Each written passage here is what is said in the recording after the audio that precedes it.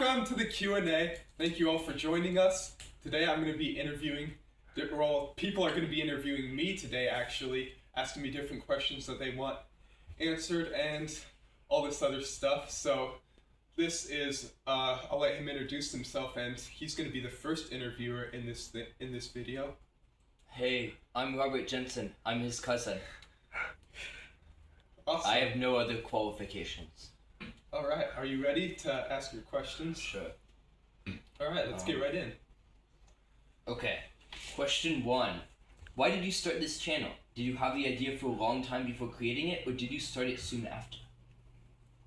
That's a good question. So, I did not plan on starting it well before I started it. So my phone was broken for like a week back in November when I started this, and I randomly just clicked in and created a channel, and then I made my first video, and then it started from there, and now it's something much more like posting videos every day. Something that started out not so serious became serious.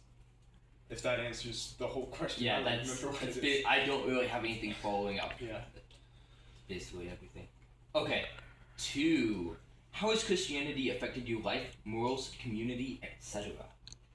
Oh, that's a big one. It's a big thing. It's huge, because if I didn't have, I've told a lot of friends this, if I didn't have this, I'd have no standard, and I could slip into a life of being a criminal and using drugs, watching adult content, and all that other stuff could corrupt my life so easily if I didn't have this influence of this church with standards that guide me in the right direction. So that's why I feel it's so important for me to pursue Christianity, and obviously I was born into it, but I didn't have to stay in it. At this point I could have left if I wanted to, but it really has been, I really have been converted, and it just is really an amazing thing for me to have experienced a lot of things that have shown me that it's just an amazing thing for me, and it has kept me on a good path, and I think it's really good. Yeah, as a follow-up, how often do you think about it actively, or is it just something that's you kind of ingrained into your person? Like the values and like all that? Well, it depends, because I don't really know how to answer that necessarily, but I think it. Because I kind of assume it's more background, but do you ever think? Yeah, I think it's ingrained, but sometimes it's really tough because we're humans. So at times it definitely is more of a reminder, like, oh, I'm about to get so angry at somebody, but that's not very Christ-like, right? So. Yeah, sometimes it's like a reminder thing, but most of it is ingrained. Like, I know if my friend offers me a vape pen or something, I'm not gonna take that. Whatever. Yeah. Okay. So you said that one, the first one was big, but it's gonna get bigger. Okay. Yeah. Number 3. As you were going on a mission soon, I was wondering when you decided to do it and a bit of history of why. Did you have any unique reasons, or did you just want to spread the word of Jesus Christ? Oh my gosh, this is a big one. Yeah. This could be. It gets bigger. This could be. Yeah, this is a great question, and it is kind of a long answer, so we might be here a while, but I'll try to keep it short. But so basically, I've been in the church my whole life, and from the time that you're born to when you're 7 or 8 years old, you kind of still believe just based off of what your parents tell you is true, but then you realize you can't rely on your parents forever. And so from maybe ages 8 to 12 started to slip a little bit, and 13 too, but an experience when I was 13 kind of this is what I'm going to talk about a lot when people ask me why I'm going on a mission. So you guys all know, I don't know if everybody watching knows, but our grandpa passed away about, what was it, 5? That's already 5 years ago now. Yeah. That's crazy to think about, but that was 5 years ago now. Yeah. But, I still remember that. Yeah. So that was actually the day before my 14th birthday, and he pulled me into his room 2 days before he passed away, and he said, "Will you promise me that you'll serve a mission?"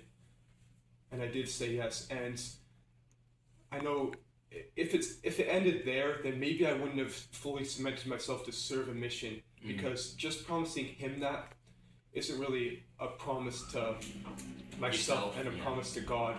Because if I wasn't truly converted, then I wouldn't have done it. But I've had experiences, and like church camps are so amazing. You have experiences where you get connected with God. You realize how important it is, and you're still at peace. There's just such a difference if you're like I've experienced both a life where I'm like making mistakes and sinning with a lot, as well as a life where I'm feeling that peace that Jesus Christ gives me, and it is just amazing, the difference. So I promised my grandpa, that's where it started, and then I'm like, shoot, I gotta do this. It builds inside you. Yeah. I've had that moment. Yeah. Also with, I mean, specifically like religion and Christianity, but also just like other things in general. Just like converting myself more and more each day will just build my desire to serve, and that's just kind of why I serve. And Okay, so following up to the last question, what are you most excited for and most nervous about going on your mission?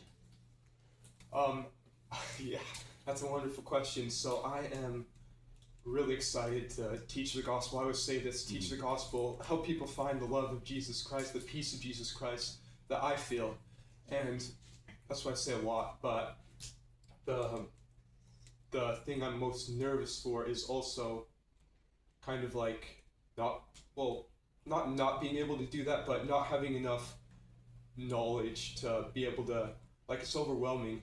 You're on this mission, you're standing in the place, well, you're teaching the message of Jesus Christ, which is a perfect message, and if you convey it wrong, or if you don't know something that someone gets offended about, because the church I belong to, there are a lot of things that people find that they get offended about, and if they bring up that concern and you're not able to address it correctly or whatever, and I'm going to a place where there's a lot of people who read the Bible and believe in the Bible, Yeah, and Bible it's just Belt. the Bible. Yeah. And like that's not our church, and it's just gonna be hard. Like, what if I don't know the Bible enough to,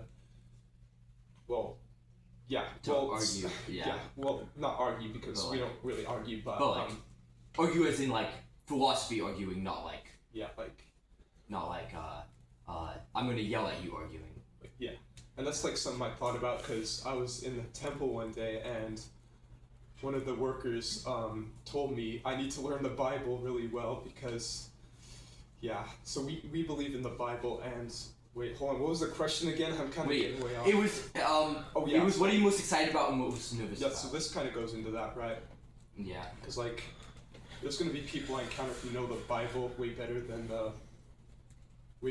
I do, and they're going to be able to argue on certain points why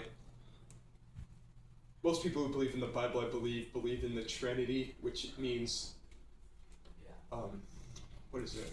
It's like, and then we believe in something called the Godhead. So it's when the most quoted verse. I have friends who quote this verse who are another Christian. The Father and I are one, and it's Jesus saying that. So they think that means literally, which it makes sense, right?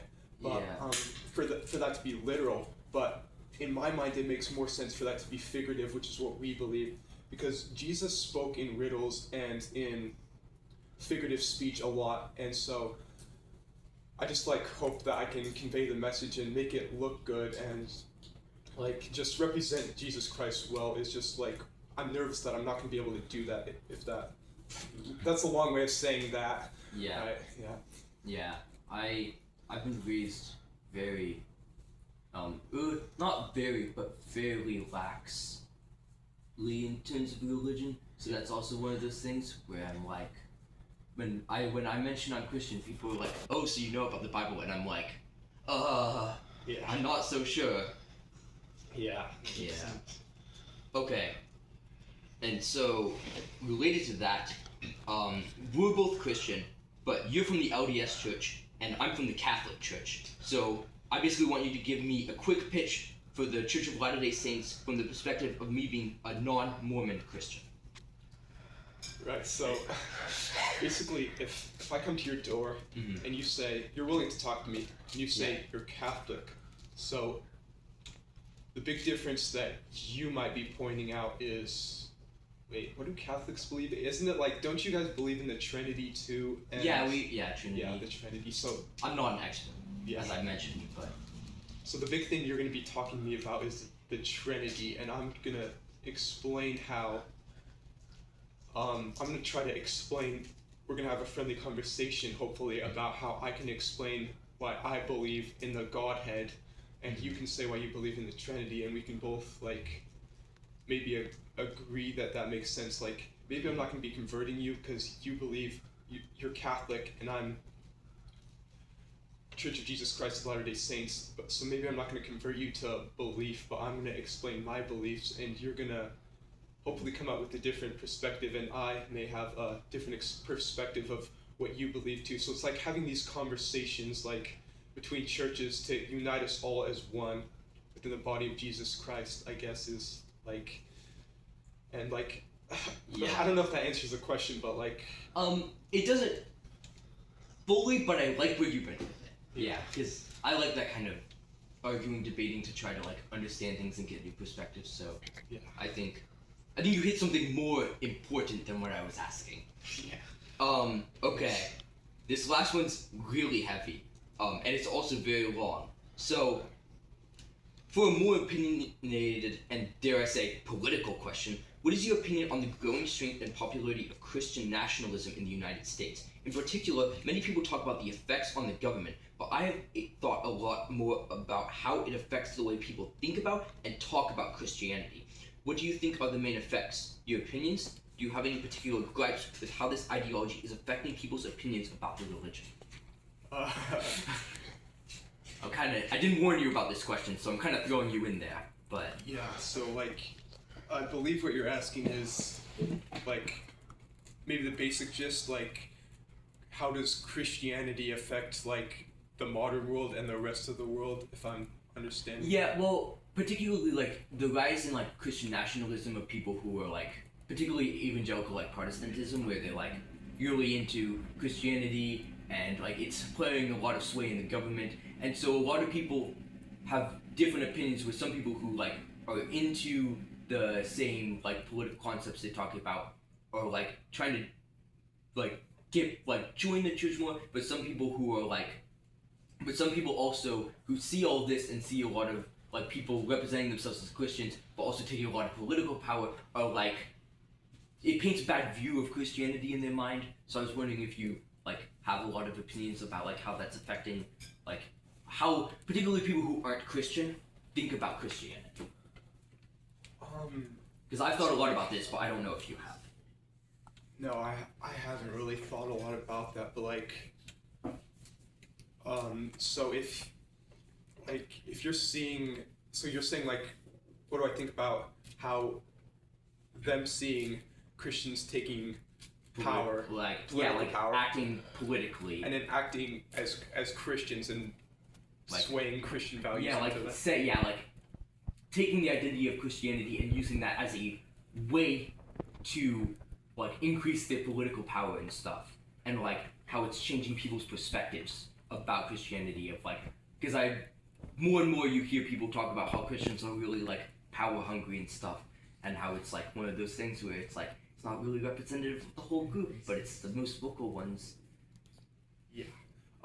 So that definitely doesn't paint a good picture for Christians, and it's not a good look, and I'm totally against that. Like, whenever, like, if you're gonna be, well, if you're in an office of power and you're just trying to implement a few Christian views because you feel it'll be better for the country, or wherever you are, whatever the situation is, right?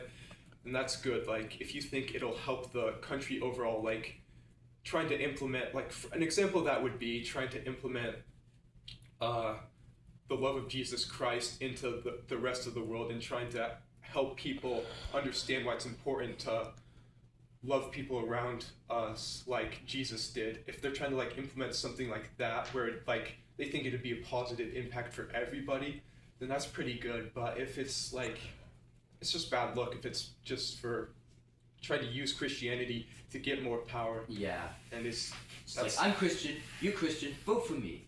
That kind of thing. yeah, that kind of thing. Yeah, I mean, yeah, that's not really good. But because like you have to look at more than like if you're voting for a candidate and one's Christian, one's atheist, but if they're trying to influence you because they're Christian, if you truly do believe, you have to see who you truly believe in more for like their political views and stuff. Because it's that you It's can, the moral values that matter more than the like. I'm like, it's about the heart of what it represents and what it's trying to teach you than just like the label. Yeah. Yeah. Okay. Thanks. That was my last question. So, ending on a big one. Thank you. yeah, thank you. All right, next interview.